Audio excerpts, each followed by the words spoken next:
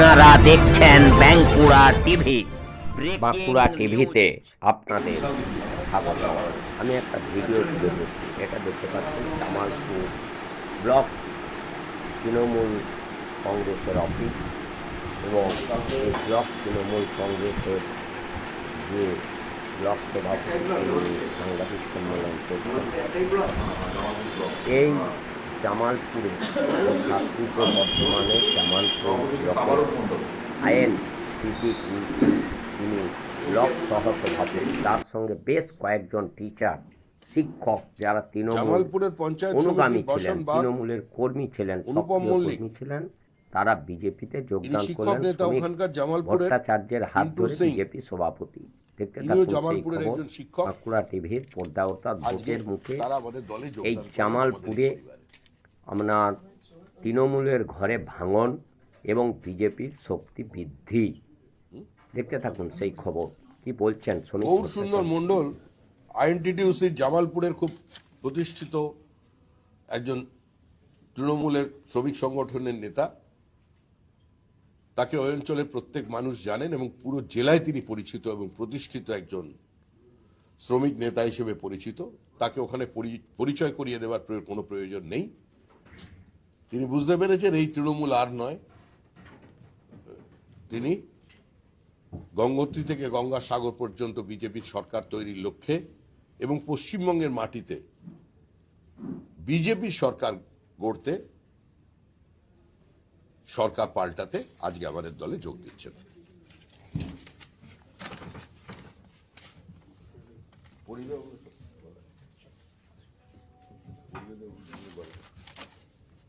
এবার এদেরকে উত্তর দিয়ে রাজ্য সভাপতি আজকে দলে এরা যোগদান দিচ্ছে।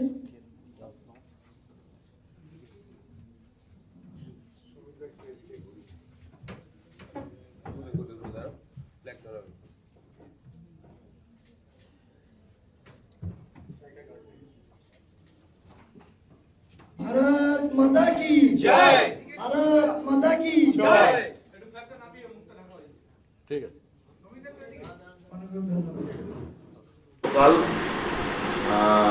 রাজ্য বিজেপির কার্যালয় থেকে একটি সাংবাদিক সম্মেলন সেখানে করা হয়েছে। সেখানে দেখা গেছে পূর্ব বর্ধমান জেলা জামালপুরে ব্লকের আইএনটিটিউসির ভাইস প্রেসিডেন্ট সে বিজেপিতে জয়েন করেছে, এটা আমরা দেখতে পেরেছি।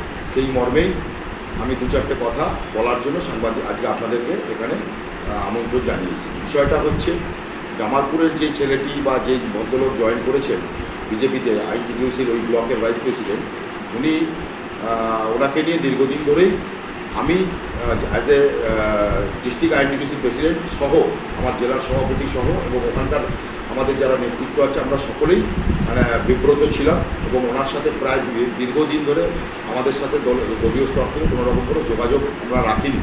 কারণ উনি প্রচণ্ড পরিমাণে বেপরোয়াভাবে নিজের ইচ্ছে মতো নিজের চিন্তাধারা অনুযায়ী উনি হচ্ছে গিয়ে দলের কাজকর্মের সঙ্গে যুক্ত থাকতেন, দলের গাইডলাইন না মেনে, দলের সিদ্ধান্ত না মেনে এই ধরনের কাজ উনি করতেন।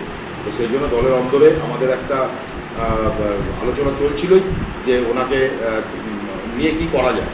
তো আমরা একটা সিদ্ধান্ত মতে ইতিমধ্যেই চলে এসেছিলাম। সেই ব্যাপারটা উনি জানতে পেরেছেন এবং জানতে পারার পরে উনি ঘড়ি গিয়ে বিজেপিতে জয়েন করেছেন। তাই ওনাকে আমরা আজকে আপনাদের সংবাদ মাধ্যমের মাধ্যমেই আমরা জানিয়ে দিচ্ছি, ওনাকে দল থেকে আমরা সাসপেন্ড করলাম। এবং এই সংবাদ মাধ্যমের মাধ্যমে আমি জানাতে চাই যে বিজেপির যে রাজ্য সভাপতি শ্রমিক ভট্টাচার্য ওনাকে জয়েন করিয়ে বেশ বড় বড় কথা বলেছেন এবং বিজেপির অনেক নেতাও অনেক বড় বড় কথা বলেছেন। যে কথা তারা বলেছেন যে গৌর মণ্ডল নাকি জেলার মধ্যে অত্যন্ত বলিষ্ঠ শ্রমিক সংগঠনের নেতা।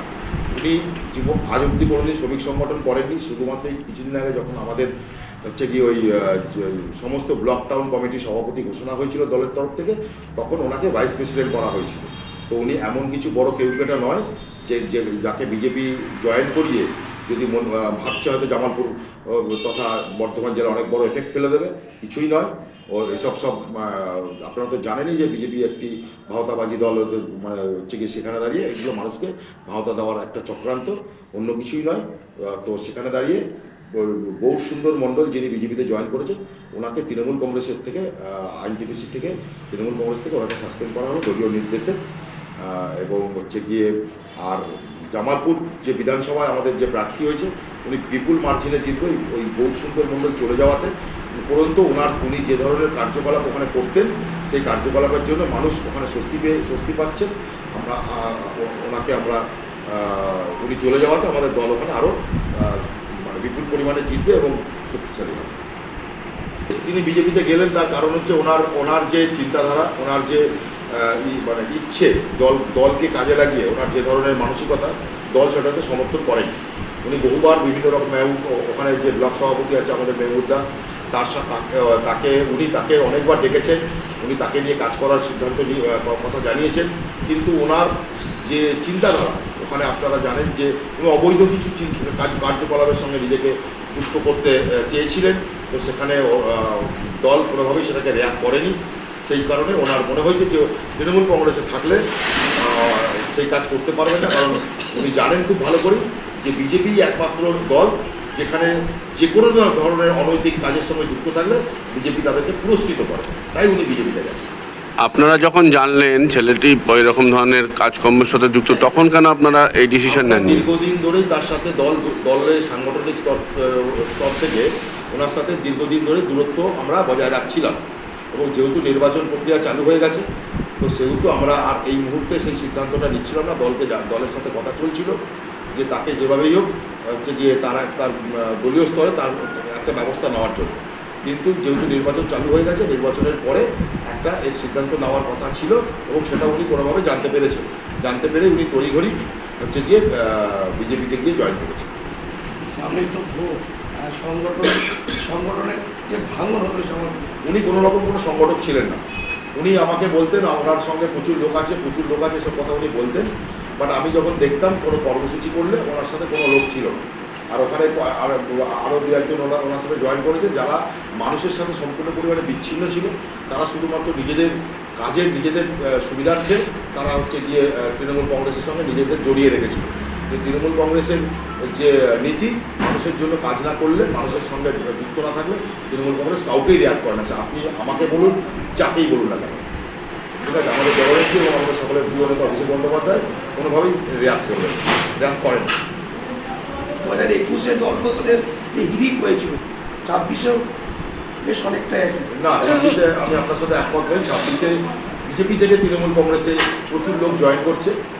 মানে কারণ হচ্ছে যে মানুষ যারা জয়েন করছে তারা মানে বুদ্ধি সুচিন্তিত মানুষ, কারণ তারা জানে যে এসআইআরকে কেন্দ্র করে যে পরিমাণ মানুষকে হয়রানি করা হয়েছে, যে পরিমাণ মানুষ হয়রানি হয়েছে, তাতে করে দাঁড়িয়ে মানুষ আর কোনোভাবেই বিজেপিকে হচ্ছে গিয়ে সমর্থন করছে না। যারা বিগত দিনে বিজেপিকে ভোটও দিয়েছিল তাদেরকেও গিয়ে লাইনে দাঁড়াতে হয়েছে।